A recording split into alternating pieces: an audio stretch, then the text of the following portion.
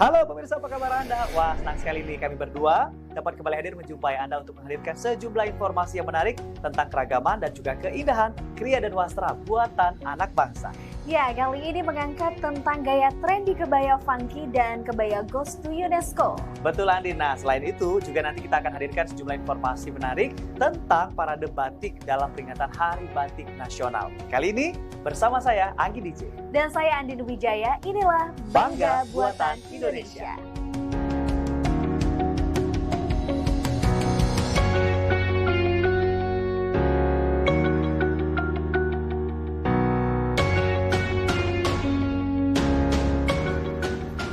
Nah Andin, ngomong-ngomong soal kebaya nih, kamu kan paling suka pakai kebaya. Suka banget dong Anggi, apalagi karena kita memakai kebaya, kita jadi terlihat lebih anggun dan juga cantik. Tapi ya Anggi, menarik juga nih kalau misalkan perempuan-perempuan setiap hari bisa pakai kebaya. Wah, kalau setiap hari kenapa enggak dong? Pasti boleh dan pasti bisa banget nih. Kalau Andin pengen pakai kebaya setiap hari, ini bisa nih pakai kebaya yang funky dan juga cenderung santai serta nyentrik. Wow. Pengen lihat ya seperti apa liputannya? Kita simak yuk, ini dia.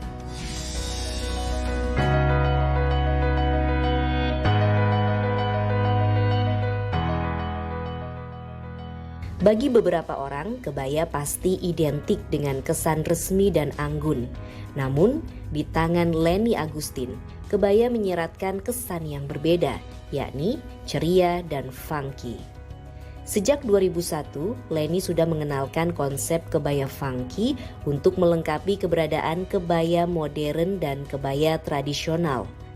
Asal muasal ia mendapatkan ide membuat kebaya funky tak lain karena ketertarikannya kepada padu padan warna dan model berpakaian yang nyentrik. Iya, memang aku tuh suka sesuatu yang ceria, yang cheerful, terus muda gitu ya. Jadi aku nggak pengen mengesankan kalau fashion itu sendu.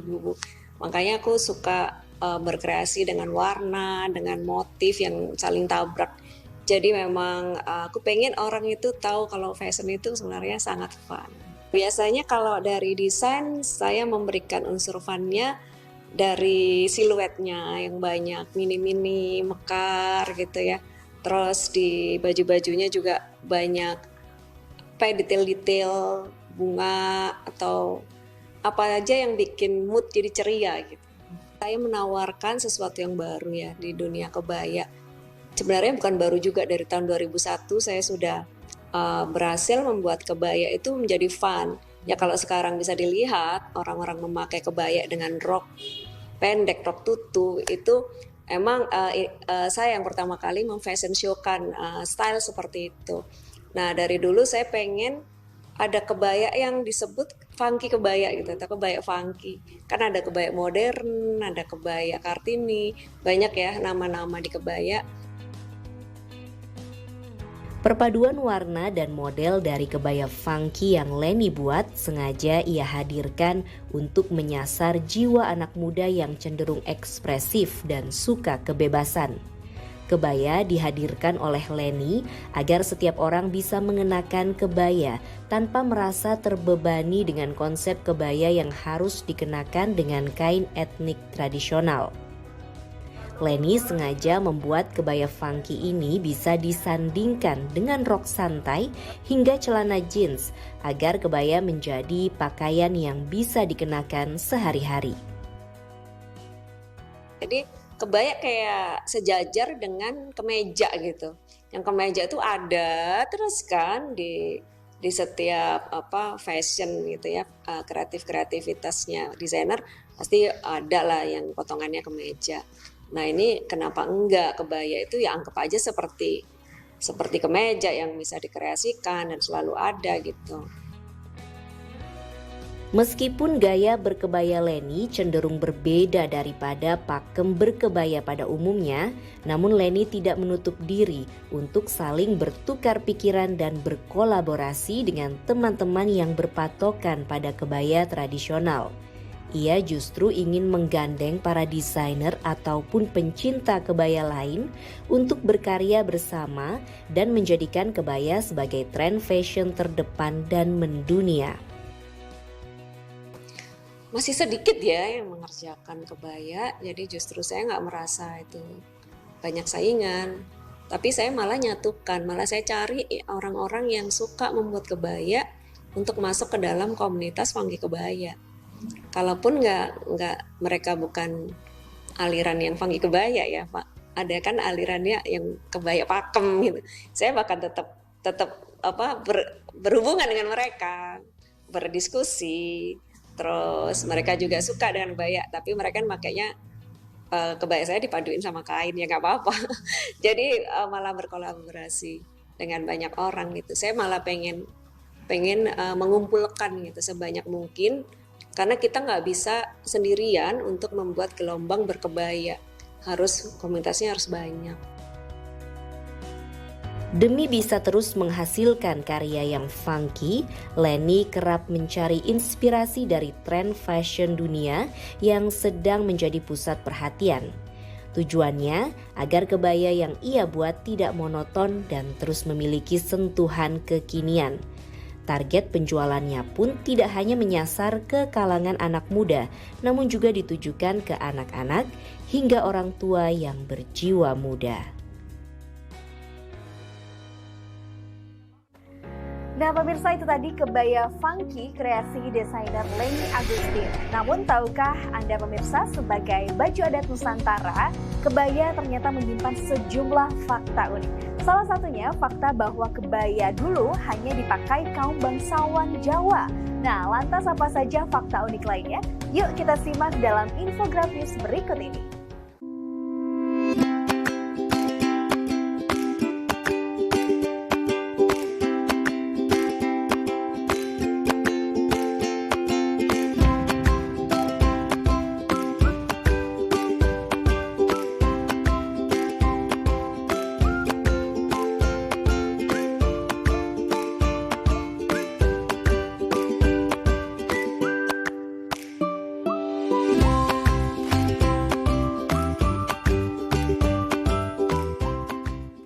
Nah pemirsa, masih banyak lagi informasi menarik lainnya akan hadir sesaat lagi. Tetaplah bersama kami di Bangga Buatan Indonesia.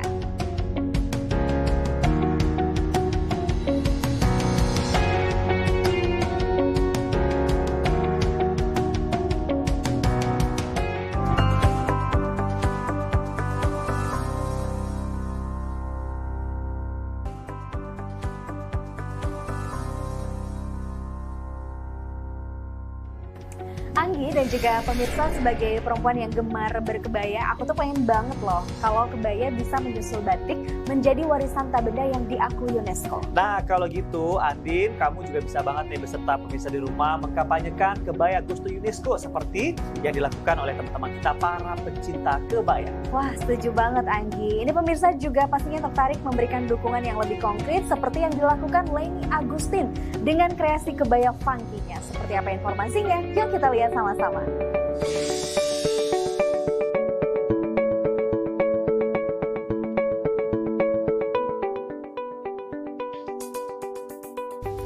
Dunia perlu mengetahui dan mengakui bahwa kebaya adalah warisan budaya berbusana dari leluhur Nusantara yang sudah ada sejak ratusan tahun lalu.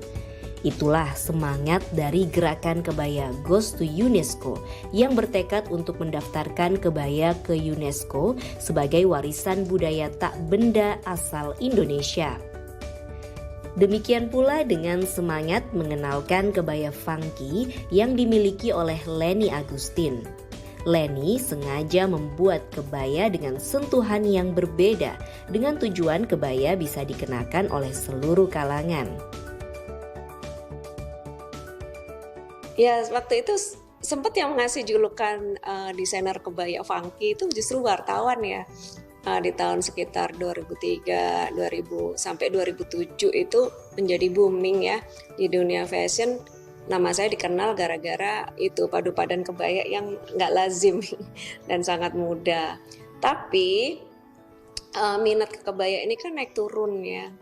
Jadi waktu itu saya juga belum fokus banget ke kebaya karena saya mendesain banyak line, banyak lini brand gitu ya. Nah, tapi mulai tahun 2020 kemarin saya mulai sadar bahwa Kalau saya tidak menggaungkan ini kembali ya ke anak-anak muda, takutnya kebaya makin makin ditinggalkan. Sebagai seorang fashion designer, Leni sangat mendukung agar dunia mengakui keberadaan kebaya sebagai kekayaan budaya Indonesia.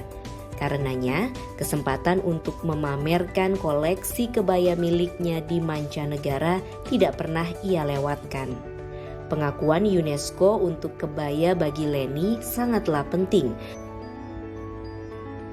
agar ketika kebaya dikenakan maka dunia tahu bahwa itu adalah pakaian khas Indonesia. Ya, saya sangat berharap kebaya memang menjadi warisan budaya yang diletakkan dari Indonesia gitu ya.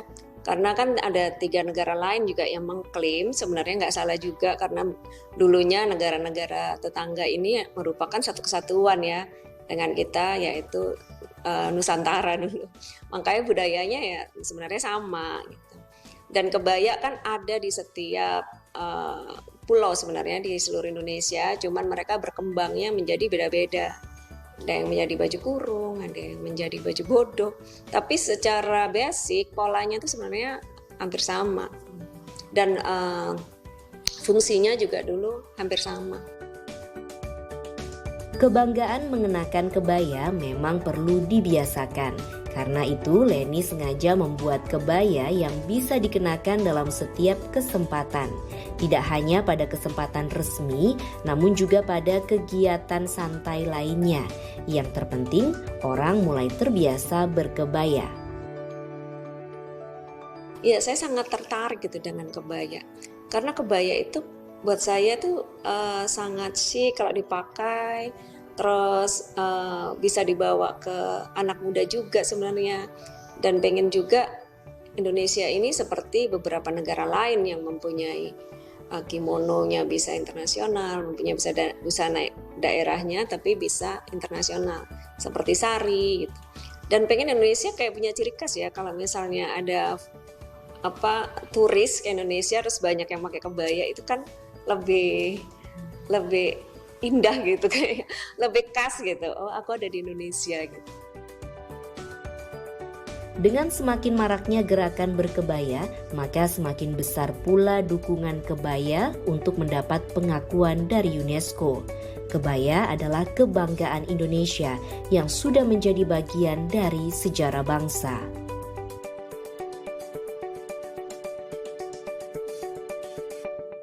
Nah pemirsa, memang banyak pihak sedang mendorong dan juga mengupayakan agar kebaya masuk menjadi salah satu warisan budaya tak benda di UNESCO.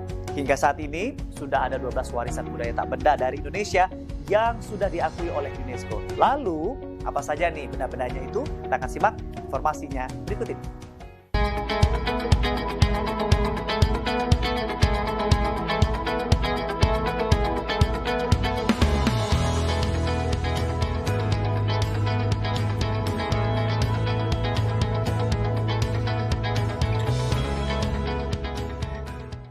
Usai jeda, kami akan kembali dengan informasi yang tak kalah menarik lainnya.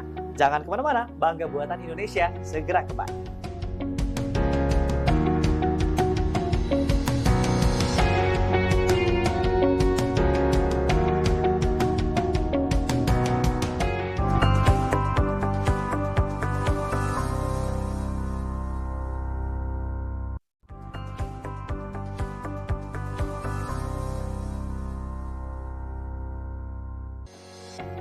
Nah, Andin dan juga pemirsa, tahukah kamu bahwasanya setiap tanggal 2 Oktober selalu diperingati sebagai Hari Batik Nasional? Betul Anggi, senang banget ya kita lihatnya karena banyak yang antusias memakai batik nih. Bahkan parade batik juga banyak digelar di berbagai daerah.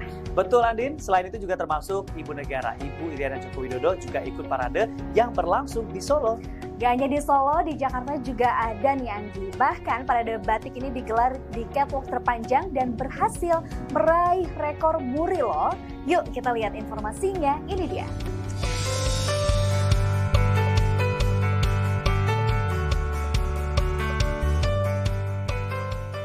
Batik adalah salah satu ciri khas dan merupakan hasil karya bangsa Indonesia yang memadukan seni dan teknik warisan leluhur.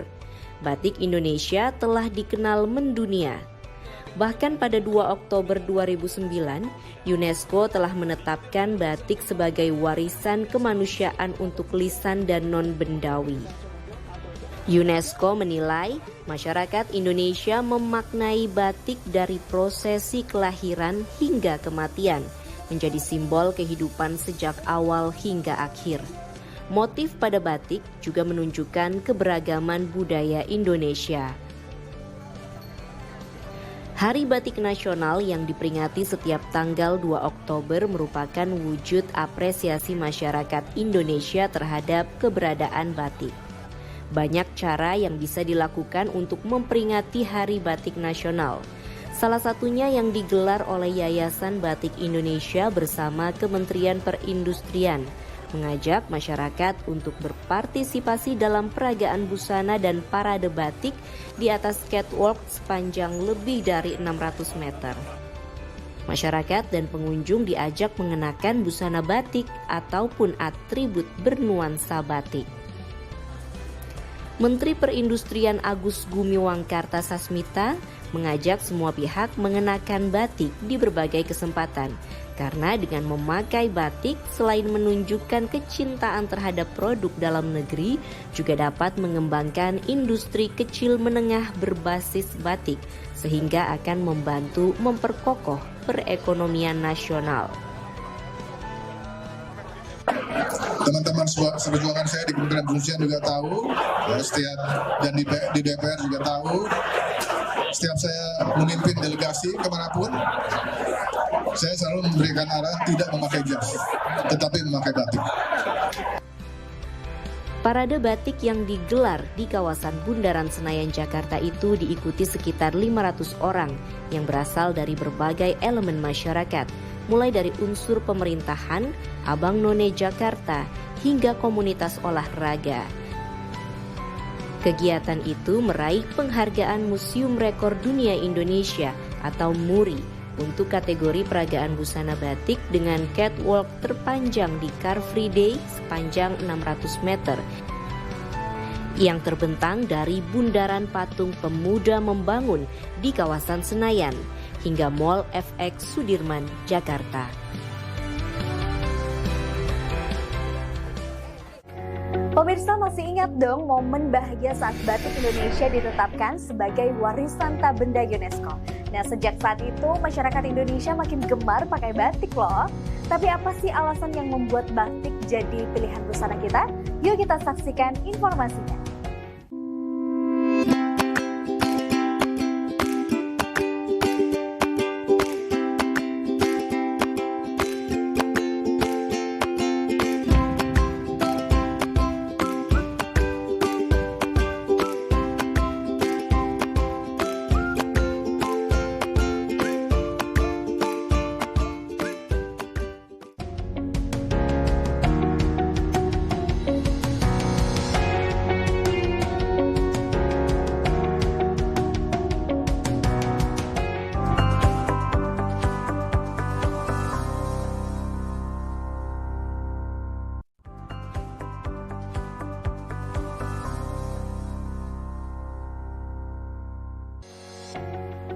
Anggi, ngomong-ngomong soal batik, memang ya Indonesia itu kaya akan budaya membatik dan hampir di setiap daerah punya batiknya masing-masing. Betul banget Andin, nah ini salah satunya adalah batik dari Jambi. Motifnya memang beragam yang diambil dari sejarah serta kearifan lokal yang ada di sana. Nah ini batiknya cantik banget Andin, tidak kalah dengan keindahan batik-batik dari daerah lain. Kita lihat yuk, kira-kira seperti apa sih motif batik dari Provinsi Jambi?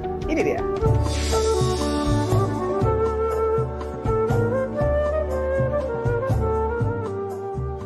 Batik merupakan salah satu keragaman budaya kebanggaan Indonesia.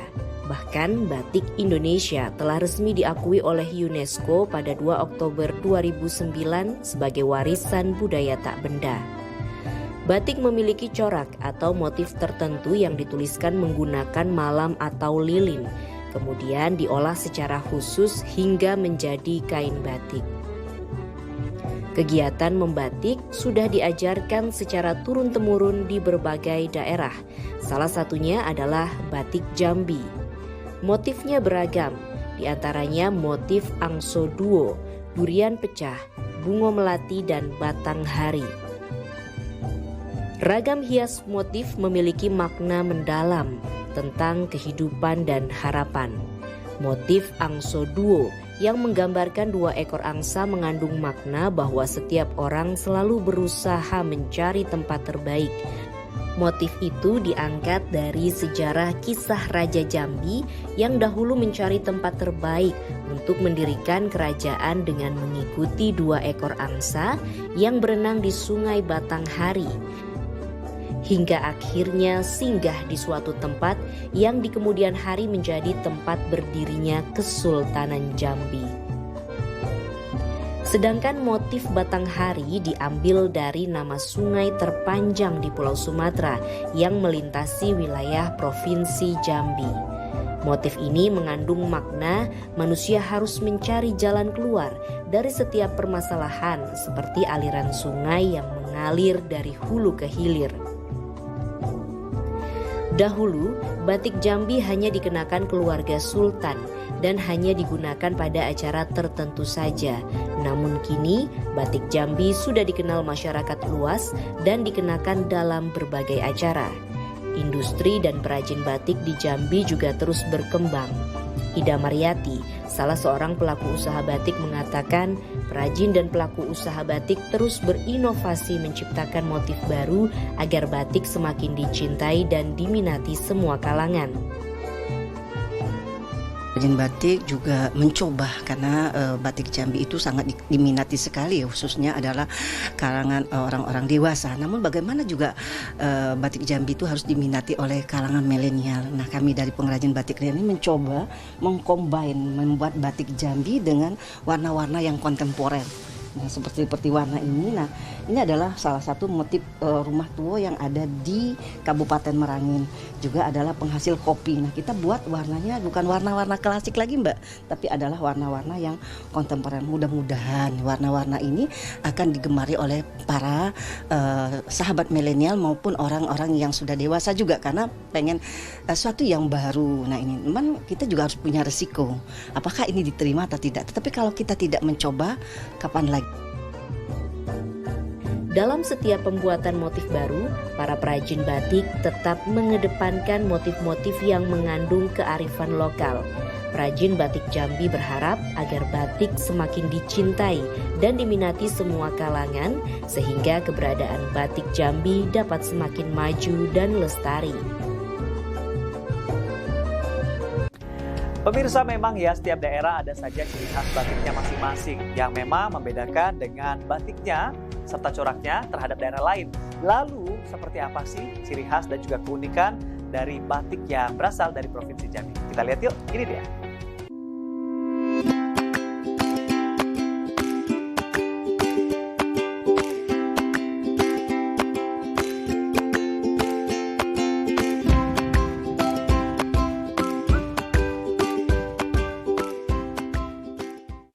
Ya pemirsa, demikian Bangga Buatan Indonesia edisi kali ini. Semoga bisa menginspirasi Anda dan juga membangkitkan kecintaan kita terhadap produk lokal buatan IKM dan UKM. Saksikan kembali Bangga Buatan Indonesia, persembahan TVRI pekan depan. Maju terus karya anak bangsa, kita bangga buatan Indonesia. Sampai jumpa. Bye-bye.